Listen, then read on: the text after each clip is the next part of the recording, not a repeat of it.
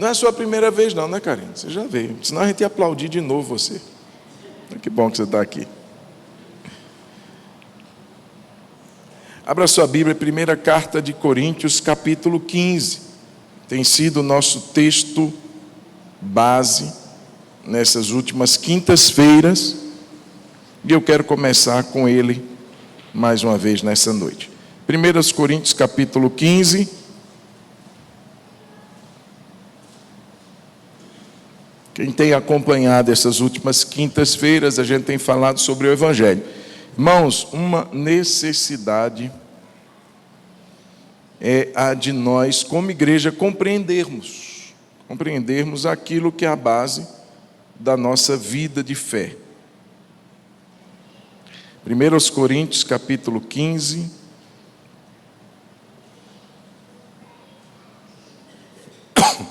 Versículo 1. Dá para colocar aqui, Dani? Pode colocar, por favor. Vamos ler no telão? Irmãos, venho lembrar-lhes o Evangelho que anunciei a vocês. Então a gente precisa ser lembrado. O que é que a gente está fazendo aqui nessas quintas-feiras? Lembrando o Evangelho. Pastor, já tenho 30 anos que sou crente. Você precisa lembrar o Evangelho. O Evangelho precisa se manter vivo. O que a gente lembra, aquilo é tornado mais vivo, mais intenso dentro de nós. Quero lembrar-lhes o Evangelho que anunciei a vocês. Pode seguir. O qual vocês receberam e no qual continuam firmes. Por meio dele, do Evangelho, vocês também são salvos. Veja, a importância de receber o Evangelho, de crer no Evangelho, de reter o Evangelho, de anunciar o Evangelho, de lembrar do Evangelho, é porque é o Evangelho que nos abre a porta da salvação. Porque o Evangelho revela o propósito, o plano de Deus. Como disse, o Evangelho significa as boas notícias de quem para quem? De Deus para nós. Então a gente precisa lembrar, porque esse Evangelho, por meio dele nós somos salvos. Agora tem um detalhe que vai colocar agora. Diga assim, olha, o se é uma condição. Só é salvo por meio desse Evangelho se retiverem a palavra assim tal. Eu friso o assim tal como a preguei a vocês. Como é que Paulo pregou? Que evangelho foi pregado por Paulo? Certamente não foi esse evangelho adocicado, não foi esse evangelho triunfalista, esse evangelho da prosperidade. O evangelho tal como eu preguei a vocês, a menos que tenham crido em vão. Então nós temos falado, e na última quinta-feira a gente falou sobre a resposta de Deus ao grande dilema. Qual é o grande dilema? Como é que um Deus justo, santo, vai levar pecadores condenados, miseráveis, para o inferno? Aliás, para o céu. Porque eles já estão condenados ao inferno. A questão é como é que ele vai levar para o céu e ainda permanecer justo. Irmãos, isso daí, se não for entendido, é colocar o caráter de Deus em xeque. É colocar Deus como um Deus que não é tão justo assim, não. Um Deus que, sei lá, está fechando o olho aí para esse tanto de pecadores. Como é que ele vai abrir os portais da sua morada e vai permitir que homens e mulheres, pecadores desde o nascimento, entrem naquele lugar santo, lugar da sua morada? E aí vem o dilema. Como que Deus resolveu isso? E nós temos visto sobre a resposta de Deus. Resposta de Deus colocando Cristo como substituto e o poder da cruz, onde Cristo se fez maldição por nós, onde Jesus se fez pecado. Veja, ele não pecou, mas Deus colocou o pecado, imputou o pecado de toda a humanidade sobre Jesus, desde o primeiro homem, Adão, até o último que vai estar na terra. até o último que nascerá. O pecado de todos, Deus imputou, Deus colocou na conta de Jesus. Então, ele carrega em si o pecado, a maldição, ele se torna o alvo da ira de Deus. Isso tudo nós vimos semana passada, só estou dando aquela pincelada para a gente relembrar. A ira de Deus estava sobre Jesus, o cálice da ira, Jesus bebe todo ele. Ele havia orado há pouco lá no Getsêmani: Pai, se possível, passa de mim este cálice. Que cálice era esse? Era o cálice da ira de Deus. Deus estava realmente irado, zangado. É imaginável que muita gente pense como que Deus, um Deus de amor, pode ficar irado. Sim, nós lemos aqui sobre a ira de Deus sobre o pecado e a humanidade pecadora.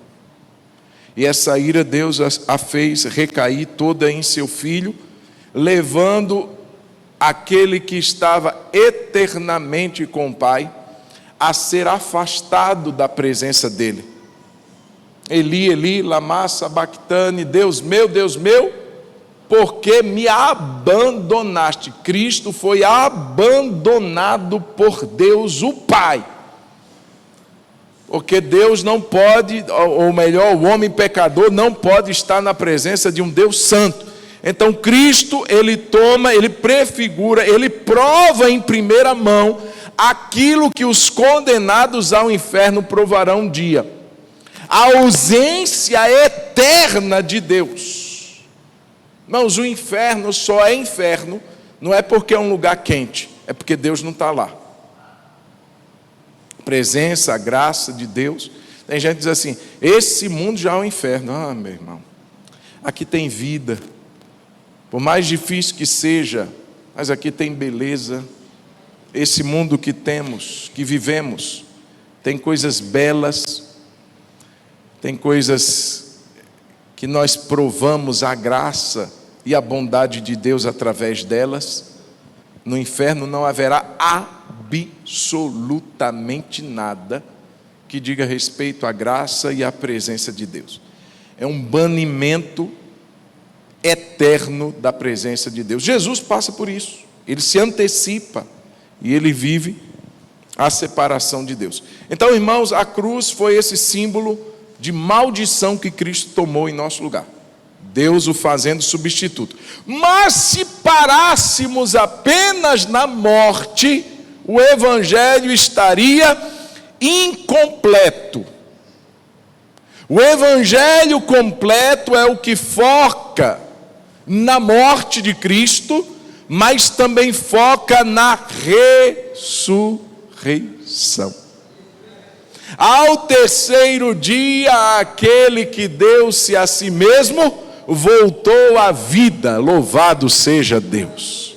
A morte não pôde segurar o Filho de Deus, e hoje eu quero falar, irmãos, ainda da resposta de Deus sobre a ressurreição. Sem ressurreição não haveria evangelho. Diga comigo: sem ressurreição não haveria evangelho, mesmo que tivesse cruz.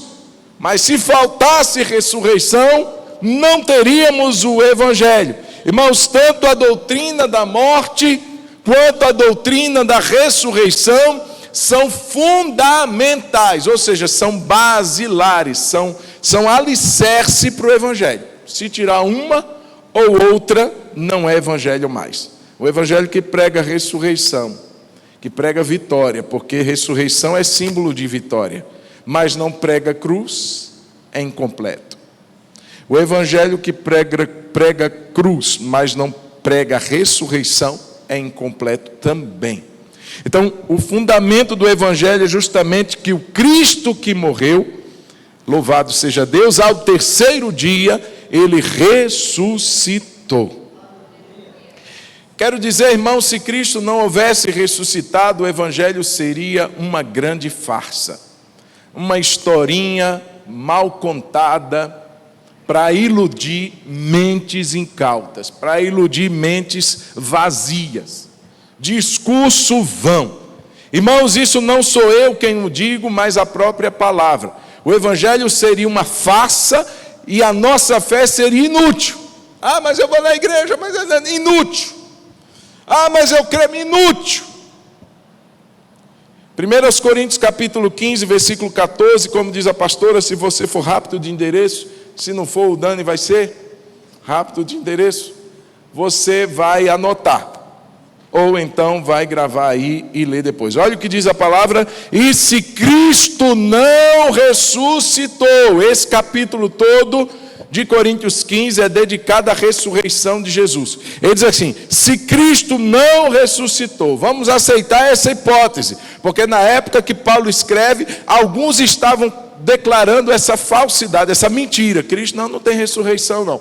E aí Paulo vai argumentar, principal argumento de Paulo, a ressurreição de Jesus. Ele diz assim: se Cristo não ressuscitou, é vã, é inútil a nossa pregação. Esse evangelho pregado não vale nada. E é vã a fé que vocês têm. Então, para você entender, meu irmão, que a ressurreição é um pilar, que a ressurreição é um fundamento dentro da resposta de Deus. Deus entrega seu filho à morte, mas o traz de volta. Deus entrega seu filho para a maldição, mas o traz de volta exaltado e glorificado como filho de Deus. Fato histórico, irmãos. Fato histórico é a ressurreição. É interessante porque você vai estudar as religiões e a única que prega essa verdade, e de uma forma que ninguém conseguiu provar em contrário até hoje. Imagina, irmãos, com tantos opositores à fé cristã, se ficasse uma margem, por menor que seja, de que isso seria uma mentira, isso já teria sido levado a conhecimento de todos. Provamos, olha aqui, de forma inequívoca, que isso que é pregado pelos cristãos, de que Cristo morreu, é uma mentira. Encontramos a ossada de Jesus, encontramos o DNA de Cristo em um esqueleto. Isso, irmão, já teria vindo à tona há muito tempo, mas esse fato histórico até o dia de hoje nunca foi refutado, porque Jesus Cristo de fato morreu, mas Ele ressuscitou. Aleluia! Irmãos, é justamente por ser um fato histórico que valida tudo que Jesus fez e falou. Porque do contrário, tudo que Jesus tivesse feito, falado, mostrado: eu vim do Pai, eu sou filho de Deus, se você crê em mim você terá vida, tudo isso, se o túmulo de Jesus estivesse com ele até o dia de hoje, como estão os outros, dos outros exponentes de outras grandes religiões, tudo isso cairia no vazio, tudo isso não teria validade nenhuma. Mas louvado seja Deus, é um fato que valida aquilo que você crê. É um fato que atesta que aquilo que a gente prega, que aquilo que a gente defende, que aquilo que a gente crê e vive por isso é verdade. E algumas coisas, irmãos, são interessantes quando a gente fala de ressurreição. A ressurreição, em primeiro lugar, é a prova de que Jesus realmente é o Filho de Deus. Diga comigo: a ressurreição comprova de que Jesus Cristo, de fato, era, é e sempre será o Filho de Deus. João capítulo 2, versículo 18. Evangelho de João capítulo 2, versículo 18. Quando os religiosos pediram um sinal da autoridade de Jesus, Jesus entrou lá colocando as coisas em ordem. Quando ele viu aquela bagunça no templo, e ele expulsa os cambistas, vira as mesas, aqueles religiosos pediram um sinal. Em que autoridade? Olha a resposta de Jesus, João 2,18. Então os judeus lhe perguntaram: que sinal você mostra para fazer estas coisas? Jesus lhe respondeu: destruam este santuário, e em 3 dias eu o levantarei. Se você for continuar o texto, você vai ver que Jesus não estava falando do santuário que foi erguido por Herodes. O santuário que Jesus se referia, acho que isso está lá pelo versículo de número 20 ou 21. Jesus falava do seu próprio corpo. Ele disse assim: destruam esse santuário, e em 3 dias eu o levantarei. E foi exatamente isso. A autoridade que Cristo mostrou ter foi comprovada pelo que ele disse. Esse vai ser o sinal que eu vou dar de que realmente eu tenho a autoridade dada por Deus. Destruam, façam esse corpo morrer, mas em 3 dias eu vou levantá-lo.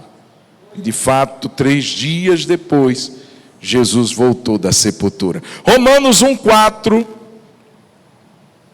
Paulo também falando sobre a ressurreição, ele vai mostrar, Romanos 1,4, que o Pai comprovou que Jesus era seu filho por meio da ressurreição. Romanos 1, vamos começar do 3, para a gente ter um entendimento melhor. Este evangelho diz respeito a seu filho, o qual, segundo a carne, veio da descendência de Davi, e foi, verso 4, foi designado Filho de Deus com poder, segundo o Espírito de santidade, pela ressurreição dos mortos, a saber, Jesus Cristo nosso Senhor. Ele foi designado. Irmãos, não é que Jesus se tornou Filho de Deus depois que ressuscitou, não. Ele já era. Tu és meu filho, eu hoje te gerei. Quando o Filho veio ao mundo, quando Jesus se encarnou, já havia uma palavra clara de Deus que aquele não era um bebê qualquer. Era o Filho de Deus vindo ao mundo, se tornando homem, se fazendo carne, para provar exatamente o que nós provamos. E assim, irmãos, ele veio como Filho de Deus. Mas a ressurreição foi uma comprovação de Deus o Pai, de que esse daí é meu filho. Foi designado Filho de Deus com poder, segundo o Espírito de santidade, pela ressurreição dos mortos. Então, irmãos, quando a gente fala de ressurreição, e o que é que ela tem a ver com o Evangelho, é de que quando Jesus ressuscita, é uma comprovação de Deus, de que aquele era o seu filho. O que valida, o que dá autoridade ao Evangelho. Esse Evangelho que nós pregamos. A segunda coisa, irmãos, é que a ressurreição prova que Deus aceitou, olha só, Deus aceitou a morte de Jesus como um pagamento completo pelos pecados. É quando Deus ressuscita Jesus, como se fosse uma ficha de validação de que aquele pagamento de fato foi o necessário. E eu queria que você abrisse sua Bíblia comigo, Romanos capítulo 4, versículo 25. Deus aceita a morte de Jesus. Veja, existia uma exigência para que o homem fosse salvo.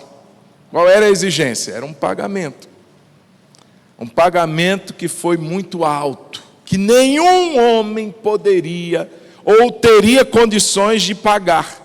Nenhum homem teria poder de quitar a sua dívida com Deus, o Pai.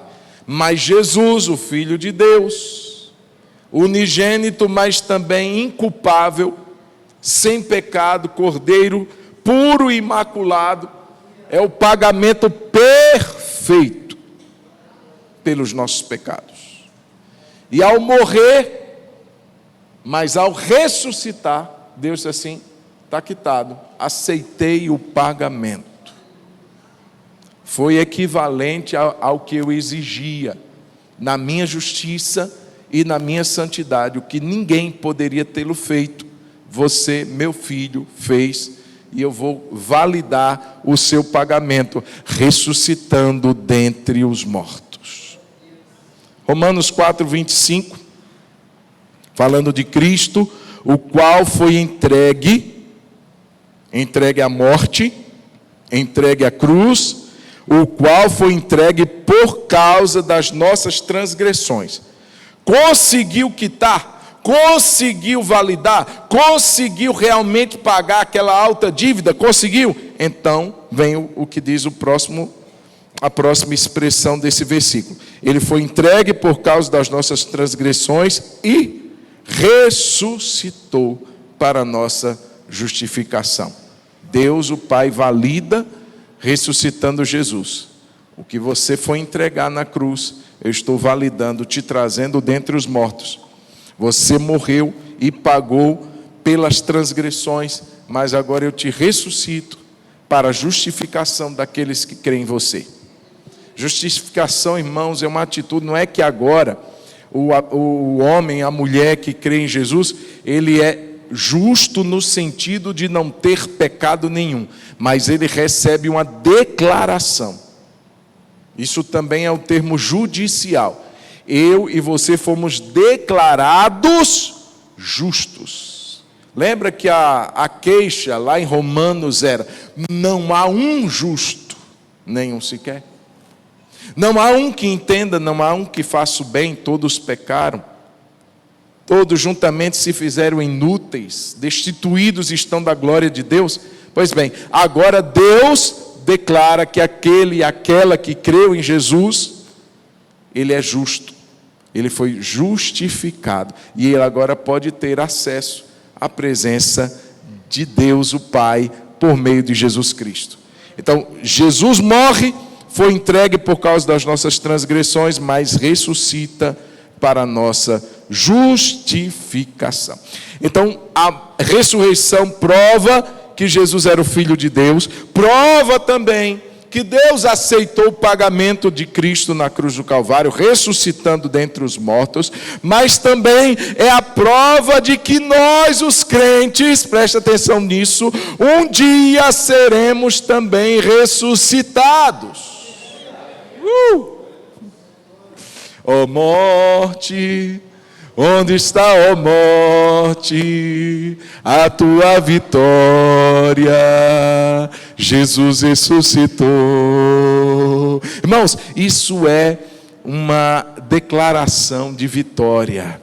Isso é eu ia dizer um termo, mas é mais ou menos o que eu entendo. É como se a gente olhasse na face da morte e ríssemos dela. Ó morte, onde está? Onde está, ó morte, a tua vitória? Você não era temida? Não é o último inimigo a ser vencido? Cadê sua vitória? O meu Jesus ressuscitou. O meu Jesus está vivo.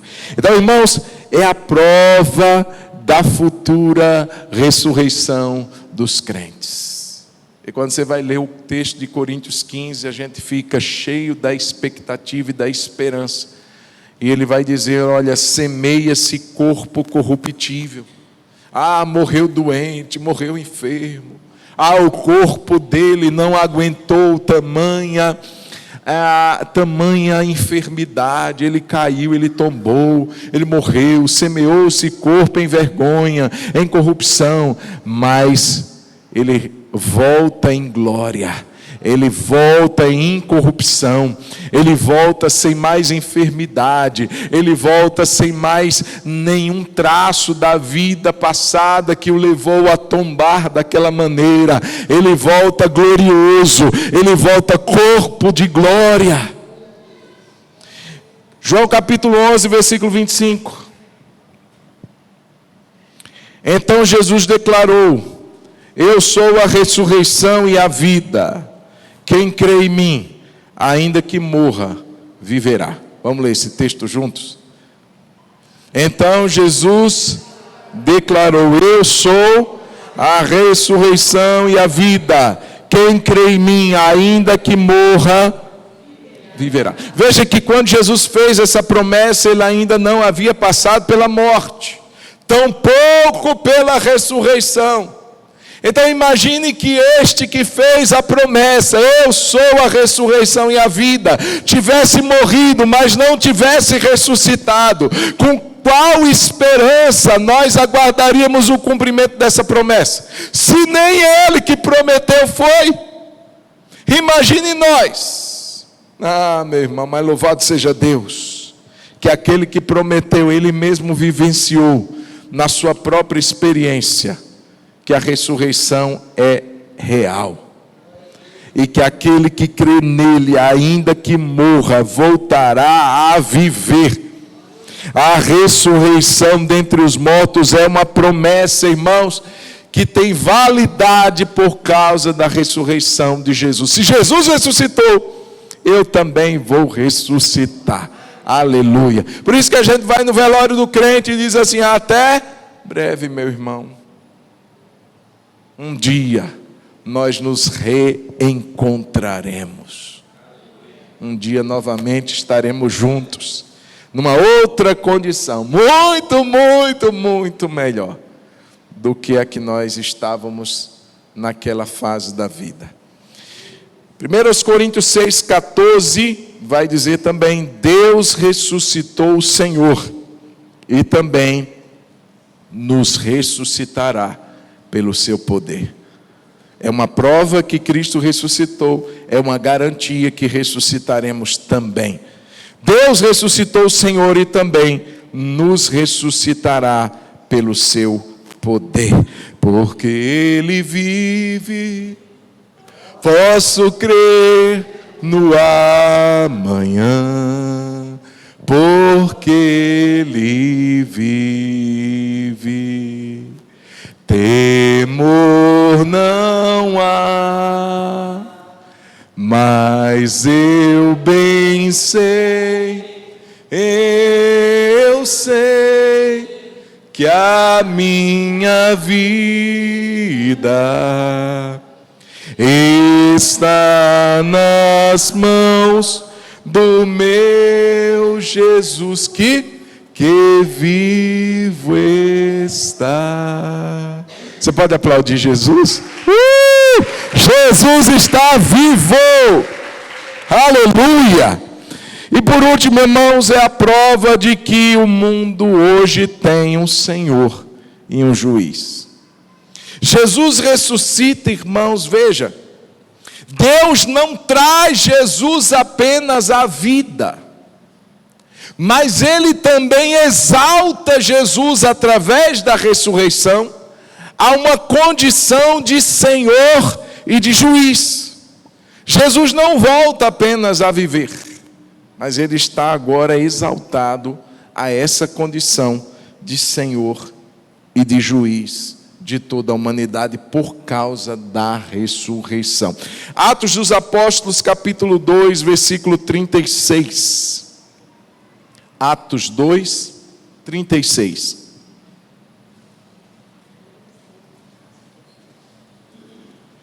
Portanto, toda a casa de Israel esteja absolutamente certa de que este Jesus que vocês crucificaram, Deus o fez Senhor e Cristo. Veja, vocês crucificaram, mas agora Ele foi constituído Senhor e Cristo. Como que Ele poderia ter sido constituído Senhor e Cristo se Ele ainda estivesse morto? Então a ressurreição exalta Cristo como Senhor absoluto de toda a humanidade. Além disso, Atos capítulo 17, versículo 31, complementando Atos 2, 36, Atos 17, 31 vai dizer assim: porque Deus estabeleceu um dia em que julgará o mundo com justiça. Isso a gente sabe. Isso é uma convicção já do Antigo Testamento, que Deus era o juiz.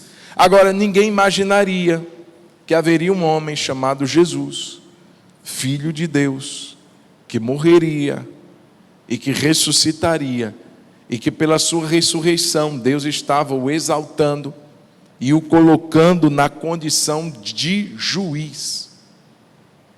E ele vai dizer: porque Deus estabeleceu um dia em que julgará o mundo com justiça por meio de um homem que escolheu e deu certeza disso a vocês, ou a todos, ressuscitando dentre os mortos.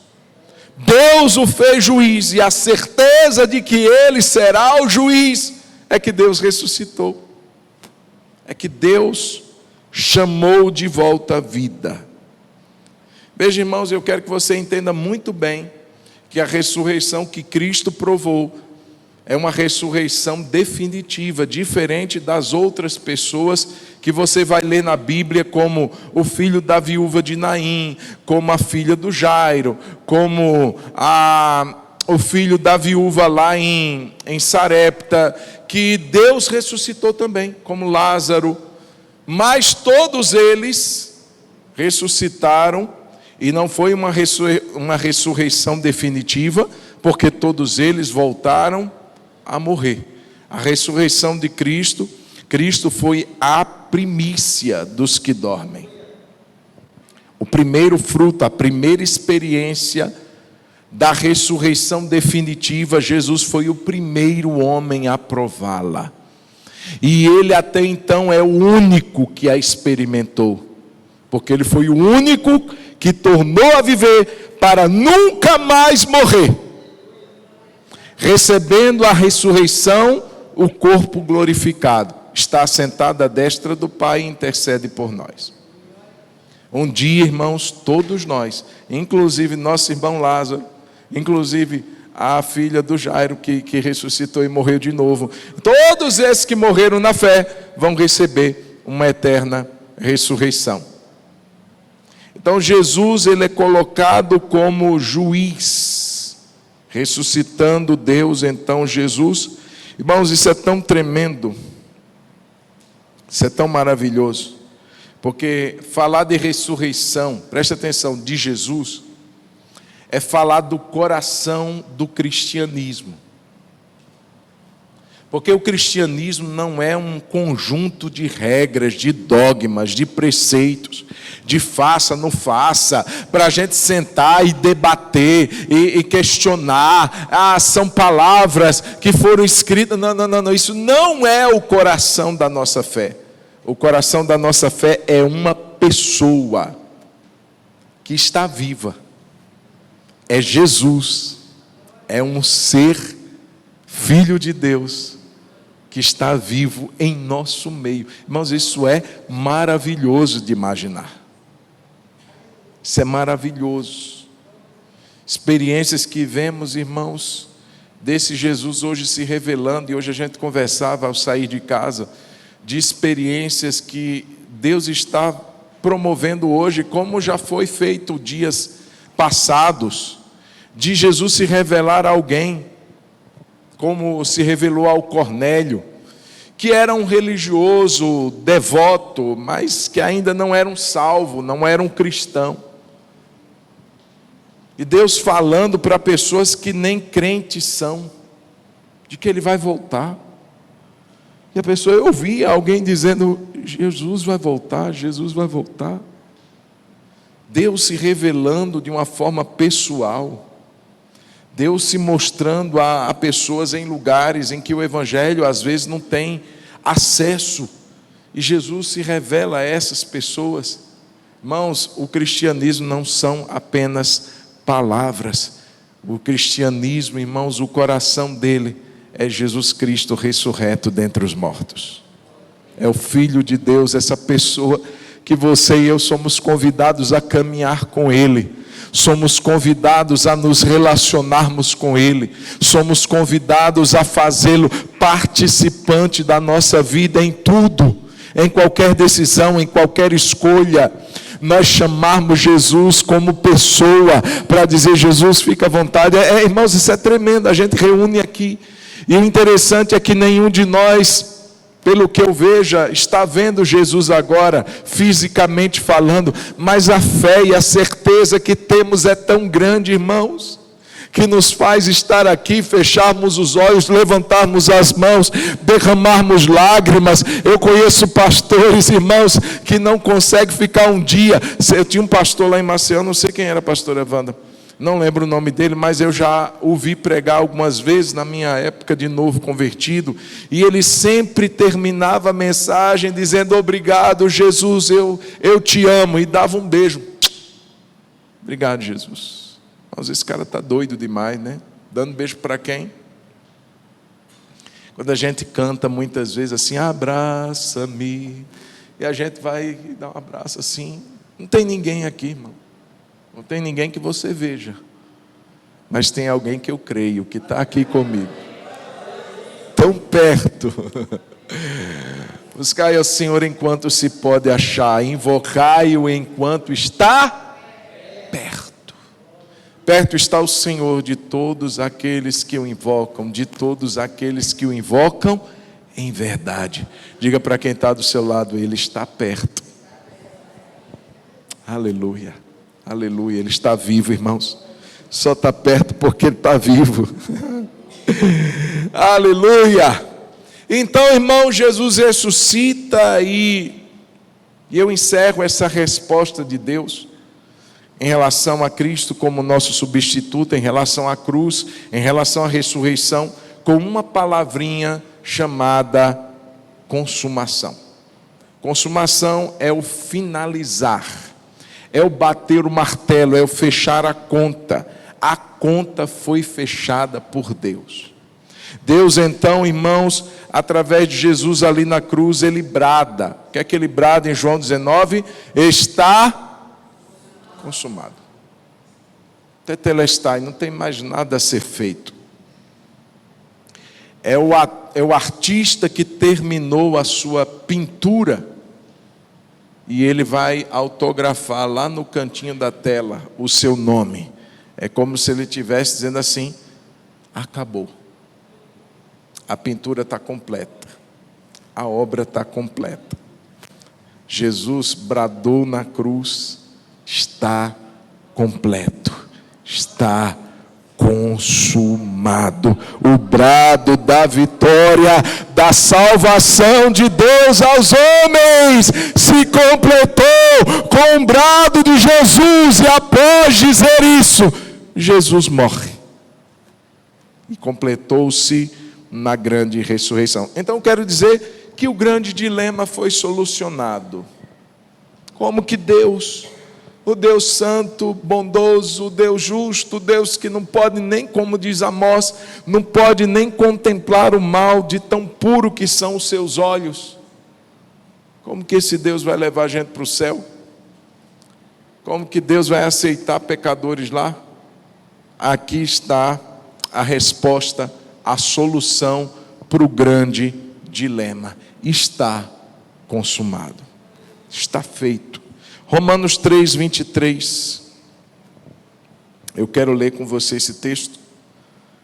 Romanos 3, 23 vai dizer assim: tendo em vista a manifestação da sua justiça no tempo presente, a fim... Qual foi a manifestação da justiça de Deus? 26. 3, 26. Qual é a manifestação da justiça de Deus no tempo presente? É Jesus, irmão.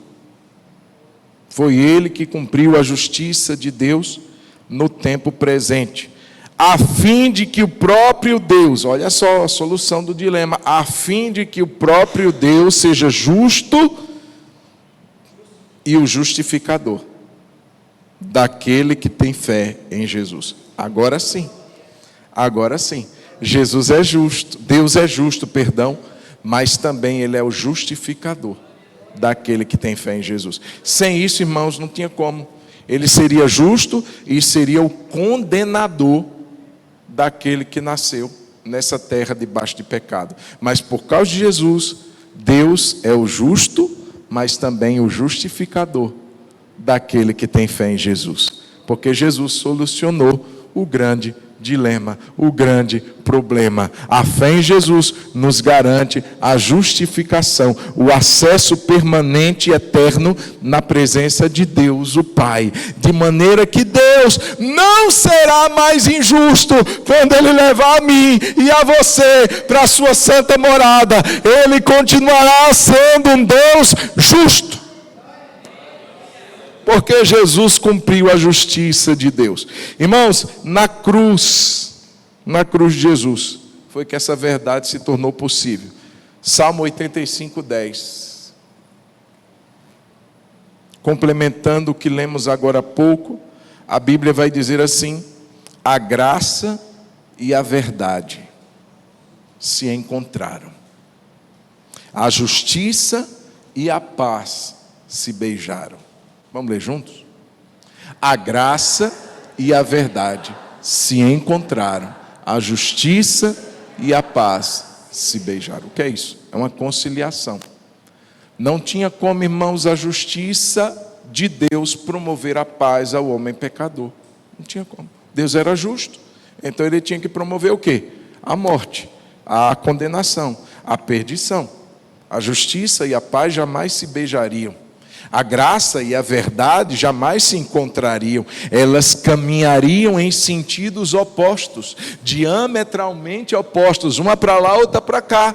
Não tem como conciliar a verdade de Deus, de que a humanidade está perdida, de que a humanidade está condenada, e mesmo assim liberar bondade, mesmo assim liberar graça. Não tem como. Então a verdade vai para lá, a graça vai para cá. Mas agora em Cristo e na cruz de Cristo, essas duas verdades se encontram. A justiça e a paz se beijam. Então agora nós temos o dilema solucionado. Louvado seja Deus.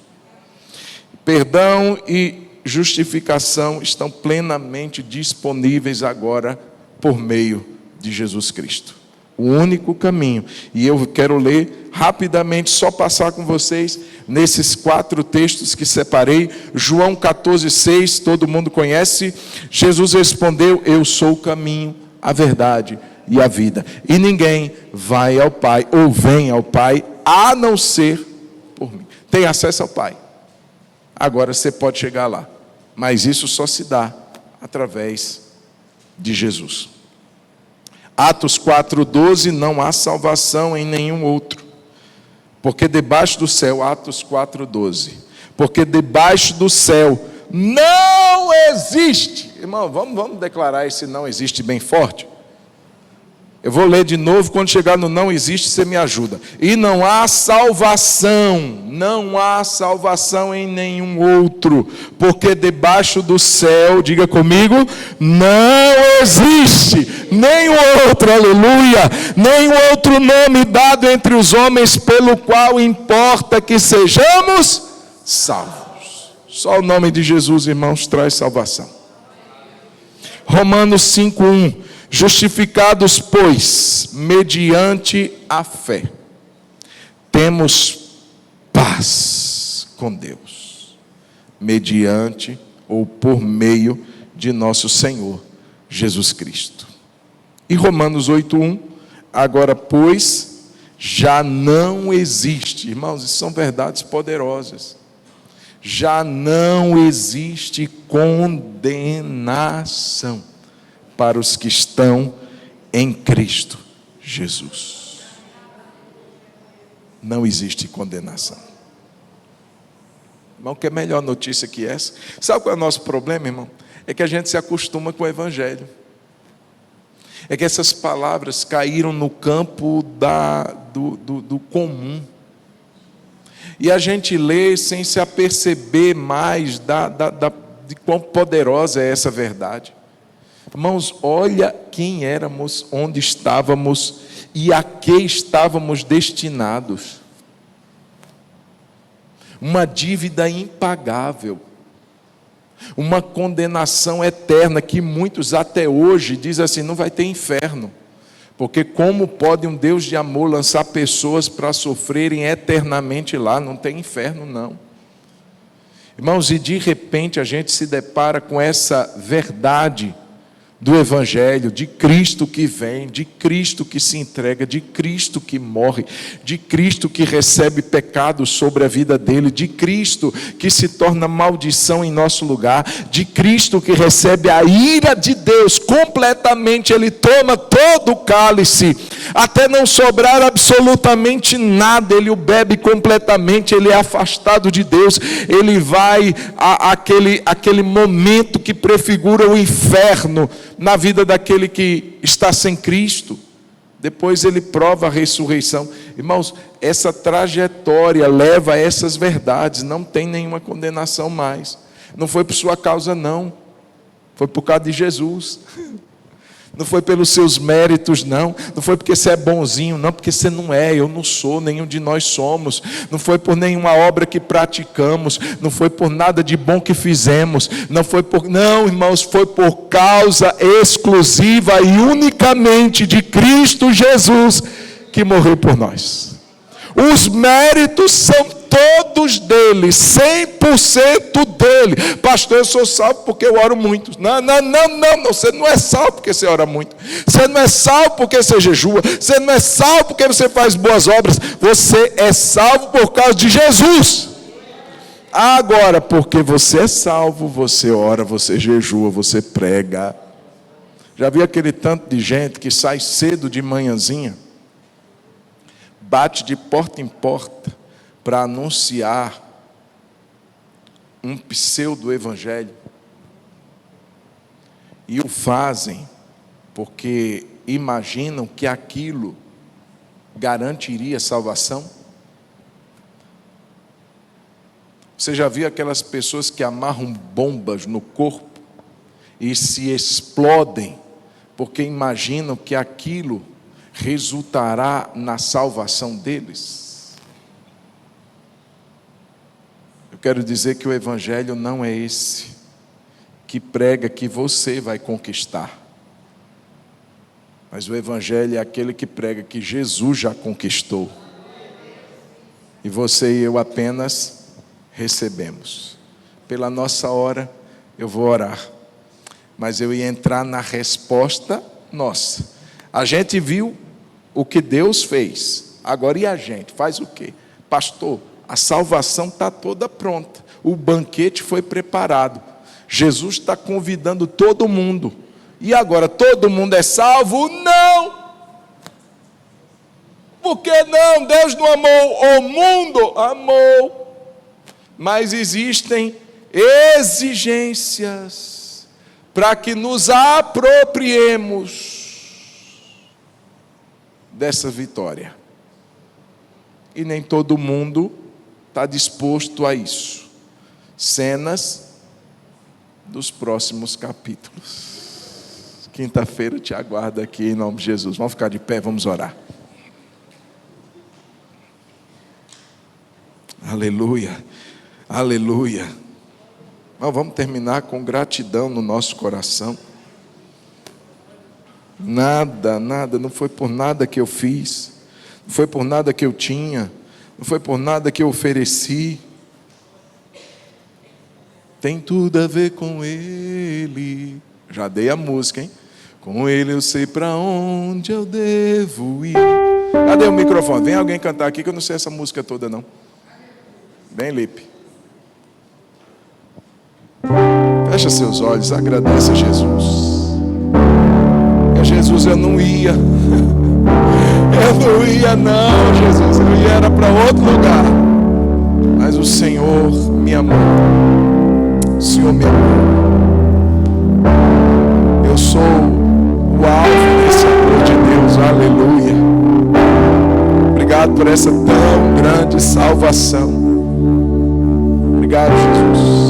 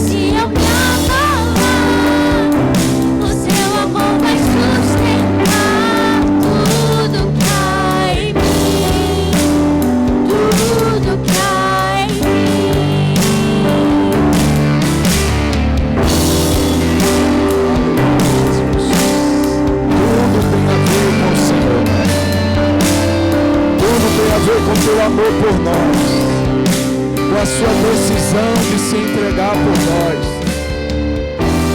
E nós somos gratos, Senhor.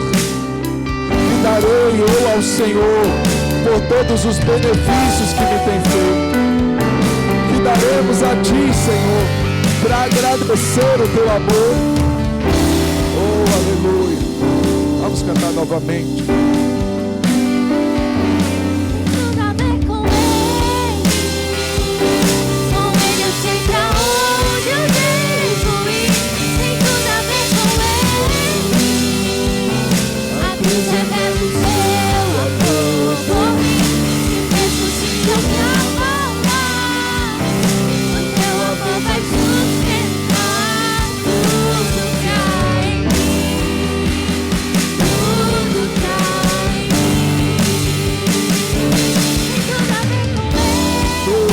Contigo, Senhor.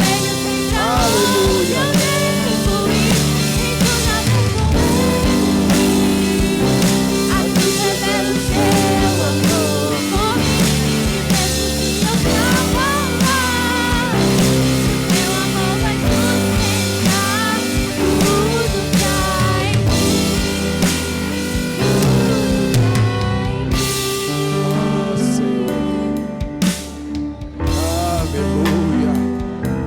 Coloque a mão no seu coração. A Bíblia diz em Romanos: se Deus não poupou o seu único filho, antes Ele o entregou por todos nós. A pergunta é: como Ele não nos dará com Cristo todas as coisas? A ideia, meus irmãos, é essa: se Deus deu o melhor que Ele tinha, que foi Jesus, e as outras coisas? Talvez você entrou aqui hoje e gostaria de colocar uma outra coisa.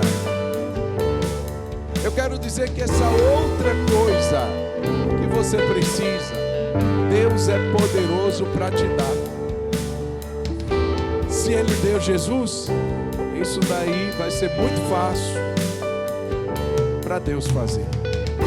Eu quero orar com você. Pai, eu quero abençoar cada um dos meus irmãos nessa noite, e pelo poder da verdade do Evangelho, se Deus não poupou Jesus, se Deus entregou o melhor que existia no céu,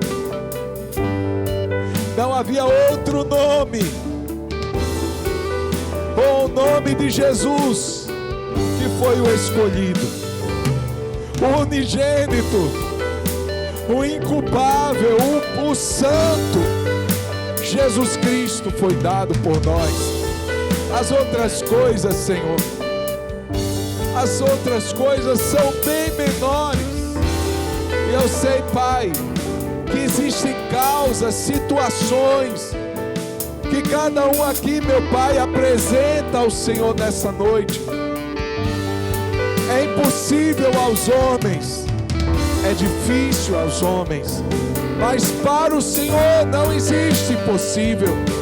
E eu te peço, Senhor, abre essa porta da caramaia cheia, de carabalabarabassória. Abre essa porta, Deus. Satanás não tem poder para forçar o fechamento dessa porta.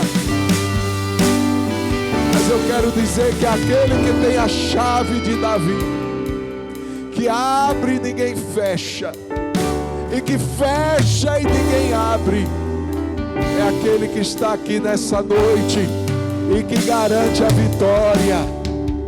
Eu quero clamar ao Senhor que seja uma noite de cura também. Eu creio no Deus que sara. Eu creio no Deus que curou a pior das enfermidades, que é o pecado. Se o Senhor tem uma resposta para o pecado, que dirá para as demais enfermidades? Vem curando, Senhor. Vem curando a inflamação. Vem curando curando a infecção. Vem arrancando esse caroço da carabaia sor, derebe calabassoriana. Vem trazendo restauração ao corpo doente. Meu Deus, em nome de Jesus. Senhor, eu declaro nessa noite a vitória do Senhor. Eu declaro nessa noite ajustes. Eu declaro nessa noite a paz. Eu declaro nessa noite a vitória. Em nome de Jesus. Toda obra contrária seja quebrada nessa noite. Seja desfeita nessa noite. Na autoridade de Cristo. E recebemos pela fé tudo que o Senhor tem para nós. Em nome de Jesus. Em nome de Jesus. Amém. Diga: eu creio, Deus, que muito mais do que eu tenho necessidade, o Senhor é poderoso para satisfazer nessa noite. Recebo em nome de Jesus a minha vitória. Em nome de Jesus. Amém. Amém. Levante suas mãos assim. Obrigado, Deus, por essa noite. Eu te peço que assim como chegamos, o Senhor nos leve em paz, nos leve seguros ao nosso lar. Que a graça de nosso Senhor Jesus Cristo, que o amor de Deus, o nosso Pai, que o consolo do Espírito Santo seja sobre a sua vida, meu irmão, minha irmã, e sobre todo o povo de Deus hoje e para todo sempre. E quem pode, diga amém. Deus abençoe a sua vida.